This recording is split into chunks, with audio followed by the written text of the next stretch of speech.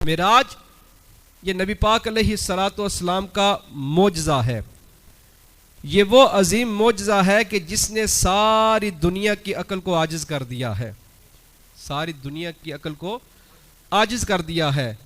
اس زمانے میں چونکہ منافقین مشرکین اعتراض کرتے تھے کہ نبی پاک علیہ الصلوۃ والسلام کیسے گئے، اور آج کے اس دور میں بھی کچھ عقل مند جو ہیں وہ اس بات کو عقل پر پرکھتے ہیں کہ عقل اس بات کا تقاضا نہیں کرتے کہ نبی پاک علیہ الصلوۃ والسلام اتنے تھوڑے سے وقت میں کیسے رب کی بارگاہ میں گئے.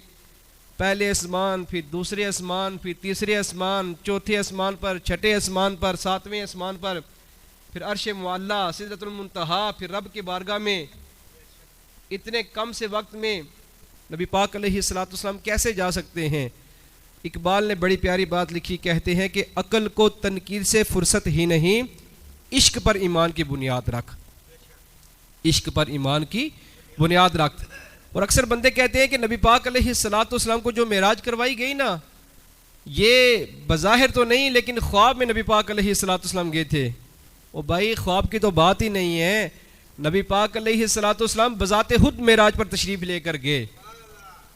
معراج کروائی رب تعالیٰ نے، حضور کو بلایا رب تعالیٰ نے، اور یہ دعویٰ بھی رب تعالیٰ خود کر رہا ہے. رب تعالیٰ نے قرآن پاک میں ارشاد فرمایا، سبحان الذی اسریٰ بعبدہ لیلا من المسجد الحرام الی المسجد الاقصی، کہ پاک ہے وہ ذات جس نے راتوں رات اپنے بندے کو مسجد حرام سے مسجد اقصی کی سیر کروائی. مسجد حرام سے مسجد اقصی کی سیر کروائی. اب یہ دعویٰ کون کر رہا ہے؟ رب تعالیٰ. دعویٰ کون کر رہا ہے؟ رب تعالیٰ دعویٰ کر رہا ہے کہ میں نے اپنے بندے کو سیر کروائی. میں نے اپنے بندے کو کیا کی؟ سیر کروائی. حالانکہ نبی پاک علیہ الصلوۃ والسلام فرماتے ہیں، میں تو سو رہا تھا ام ہانی کے گھر، میں ام ہانی کے گھر سو رہا تھا.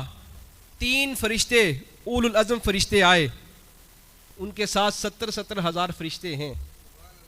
حضرت جبریل امین علیہ الصلوۃ والسلام آئے، ان کے ساتھ بھی 70 ہزار فرشتے. حضرت میکائیل علیہ الصلوۃ والسلام آئے، ان کے ساتھ بھی 70 ہزار فرشتے ہیں. حضرت اسرافیل علیہ الصلوۃ والسلام آئے، ان کے ساتھ بھی 70 ہزار فرشتے ہیں. اب رب عز و جل قرآن پاک میں یہ دعویٰ کر رہا ہے کہ میں نے اپنے حبیب کو بلایا ہے. میں نے اپنے حبیب کو بلایا ہے. کہاں؟ مسجد حرام سے مسجد اقصی تک. وہ کون سی مسجد اقصی؟ فرمایا کہ جس کے ارد گرد ہم نے برکتیں رکھی ہیں. اب بلایا کیوں؟ معراج کیوں کروائی؟ فرمایا معراج اس لیے کروائی تاکہ ہم اپنے حبیب کو اپنی نشانیاں دکھا سکیں. اپنے حبیب کو اپنی نشانیاں دکھا سکیں. اب فرشتے آئے، نبی پاک علیہ الصلوۃ والسلام کی چھت پر کھڑے ہو گئے. اب فرشتے جو ہیں وہ آپس میں چہم گوئیاں کر رہے ہیں کہ کریم آقا علیہ الصلوۃ والسلام آرام فرما رہے ہیں، حضور علیہ الصلوۃ والسلام کو جگایا کیسے جائے؟ کس طرح جگایا جائے کہ حضور کے آرام میں خلل بھی نہ آئے اور سرکار اٹھ بھی جائیں؟ اب بات چیت ہو رہی ہے کہ اتنے میں حضرت جبریل امین علیہ الصلوۃ والسلام آگے بڑھے، اور آگے بڑھ کر حضرت جبریل امین علیہ الصلوۃ والسلام نے کیا کیا کہ سرکار کے قدموں کا بوسہ لے لیا. نبی پاک علیہ الصلوۃ والسلام کے قدموں کا کیا کیا؟ بوسہ لیا. جب جبریل امین علیہ الصلوۃ والسلام نے سرکار کے قدموں کا بوسہ لیا، نبی پاک علیہ الصلوۃ والسلام کو ٹھنڈک محسوس ہوئی. حضور جاگ گئے. حضور علیہ الصلوۃ والسلام جاگ گئے. اب ایک بندہ، میں آپ سے سوال کرتا ہوں، ایک بندہ لیٹا ہوا ہے. اب ایک بندہ آ کر اس کو اس کے پاؤں چوم رہا ہے تو حالت کون سی بنتی ہے؟ سجدے کی حالت بنتی ہے نا. ظاہر بات ہے بندہ نیچے بیٹھے گا، نیچے ہوگا تو جا کے قدموں کو چومے گا نا. تو اعلیٰ حضرت نے بڑی پیاری بات لکھی، فرماتے ہیں کہ تاج روح القدس کے موتی جنہیں سجدہ کریں. فرماتے ہیں کہ جب حضرت جبریل امین علیہ الصلوۃ والسلام نے سرکار کے قدموں کا بوسہ لیا نا، تو جبریل امین علیہ الصلوۃ والسلام نے تاج پہنا ہوا تھا، سر پر تاج پہنا ہوا تھا. فرماتے ہیں تاج روح القدس کے موتی جنہیں سجدہ کریں، رکھتی ہیں کتنا وقار اللہ اکبر ایڑیاں. فرماتے ہیں کہ حضرت جبریل امین علیہ الصلوۃ والسلام نے سرکار کے قدموں کا بوسہ لیا. اب جب بوسہ لیا نا، نبی پاک علیہ الصلوۃ والسلام جاگے.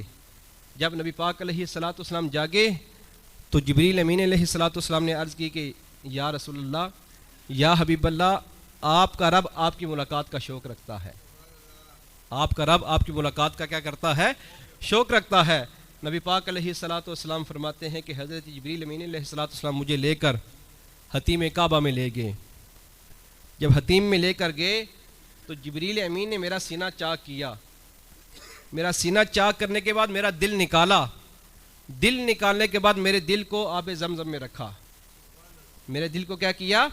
آب زمزم میں رکھا.